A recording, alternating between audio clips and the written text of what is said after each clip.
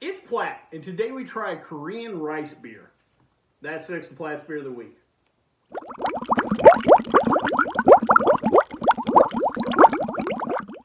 So the particular beer we have today is called Makku. It is a Korean rice beer. They over there would call this Makgeolli. That's their term for it. This particular one is passion fruit flavored. Makgeolli is the oldest alcoholic beverage in Korea. Rich history with Korea. Is kind of considered more of a rice wine, similar to sake. They have kind of different labeling over there. However, if you think about it, like sake, it comes from rice. Rice is a grain. They cook the grains to produce it. That's why here in the U.S. it's considered a beer. Sake has its own legal status, so we refer to it as wine. But this is considered here in the U.S. considered a rice beer. Its history, got to check my notes here. Its history dates back to what they call the Three Kingdom era in Korea. Dates all the way back to the 3rd century BCE. So again, thousands of years, rich history in Korea. Normally over there, if you purchase this in Korea, you're going to get between 6 and 9% alcohol by volume. Also, it's mostly sold over there unpasteurized, or the term they'll use is draft. You might have seen the term draft sake before. It's the same thing, just unpasteurized. Anything we get here in the States, though, for export like this is pasteurized. So this particular product is pasteurized, but normally it is unpasteurized. Unlike sake, that uses a mold, it's called koji, and the mold breaks down the starches in the rice, converts them to sugar for the yeast. Well, Makgeolli uses something different. It uses something called nuruk. Nuruk is a Korean fermentation starter that's a combination of rice and or barley, some yeast strains, some lactobacillus, some amylase enzyme in there, kind of a little bit of everything all in one. For the fermentation process, it's your yeast, but you're also your amylase to break the starch, this, that, and the other. Also little nutrients in there for the yeast. And that is how they produce their quote-unquote rice beer and or wine. Now, as far as the history of the company itself, Makku started back in 2018 in New York City. Two friends, Carol Pak and Daniel Lee.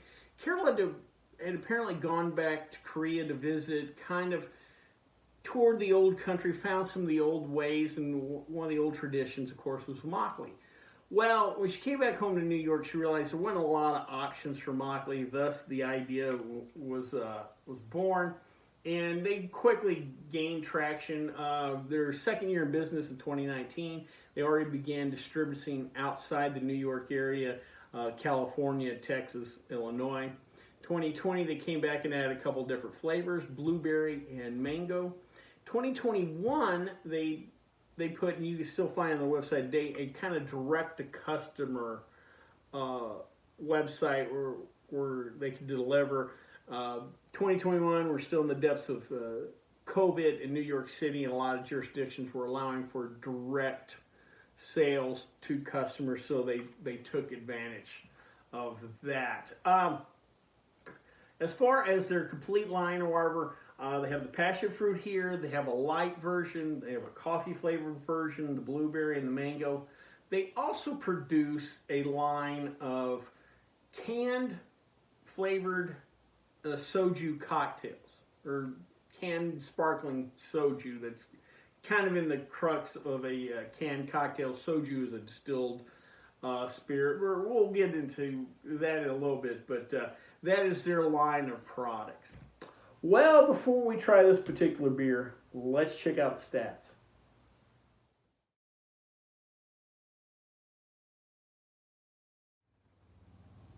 So today I thought before we try our Makgeolli, I thought I would define some terms that maybe confuse some of you.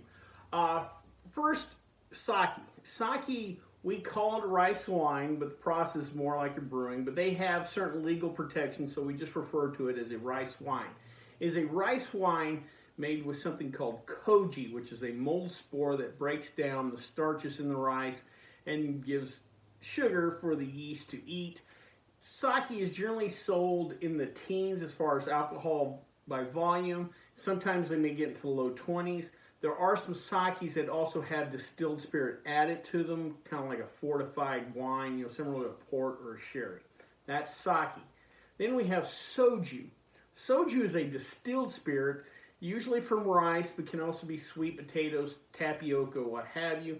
Generally bottled less than like vodka, rum, gins, the 80 proof spirits. Generally, you're going to find it 50 to 60. It can go that high, but generally 50 to 60% or 50 to 60 proof. It is one of the most popular alcoholic spirits in the world, just not popular here in the States. We have Makgeolli, which we're trying today, that again in Korea this is considered a rice wine. Here in the States we call it beer, and it is bottled at beer proof around 6 to 9%. Also, again, they use a different way to convert the starches. They use the Nuric. Lastly, there is one other one called Maiju, which is Chinese rice wine. And similar in all other veins, except they use the yeast balls. You may find them at your Asian food markets. I've used them before to make rice wine. So I just want to clear up some of the terms, in case people kind of get confused, because there are a lot of variations of very similar things throughout Asia. Well, with that being said, let's drink a rice beer.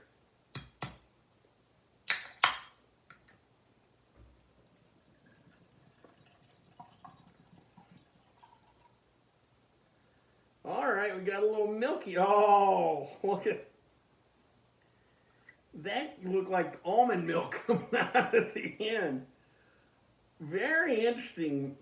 Now, I've read and seen where it's supposed to be milky, so this is nothing wrong.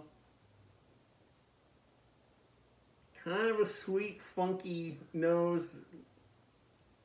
Maybe a little bit of that passion fruit. Boy, this is going to be interesting, Bob. Let's get after it.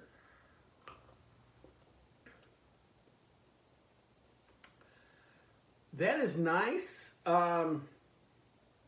It's sweet. It looks like it should be viscous, but body-wise, it's really not.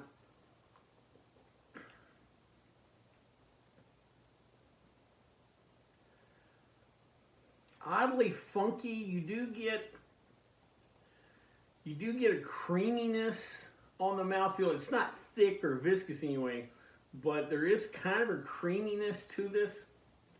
Couldn't the last drop there. This is interesting. I don't know, if the hardcore IPA drinker, the beer guy, would necessarily like this, but if you are up for different things, if you've had sake before, this and the other, then I think you might like this.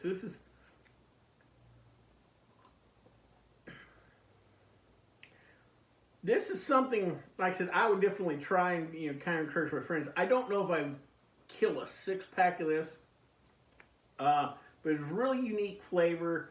I'm now interested in trying just regular Makgeolli without any flavor to it to kind of see. But if you're looking for something different, this definitely is it. And it's not bad. It's sweet. It's just something different. Like I said, between the appearance, the body, the hint of creaminess. Yeah, that is interesting. I would definitely give it. I'm going to suggest if you can get a hold of one of these, just give it a try. Just give it a try. If anybody's had this, please leave a comment. I'm fascinated to hear other opinions on Makgeolli. Well, I hope you liked this video. If you did, please subscribe down below. Also, please like the video because it lets YouTube know we're putting out good product. If you have any questions, comments, concerns, or beers that you'd like me to try, please leave them in the comment section, or you can always contact me on the Twitter page. Till next time, bottoms up.